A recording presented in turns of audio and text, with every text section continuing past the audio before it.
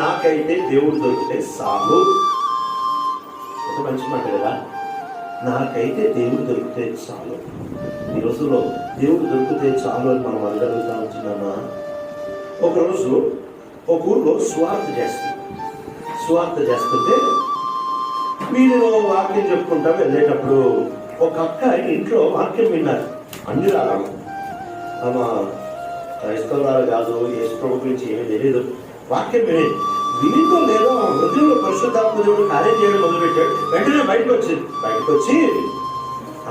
వాళ్ళని అన్నా ఒకసారి మా ఇంటికి వస్తారా అని పిలిస్తే ఆ ఏరియాలో మామూలుగా సువార్త చేసినా లేకపోతే యేసు ప్రభు గురించి చెప్తే క్షేమంగా ఇంటికి వచ్చే ప్రాంతం కాదని.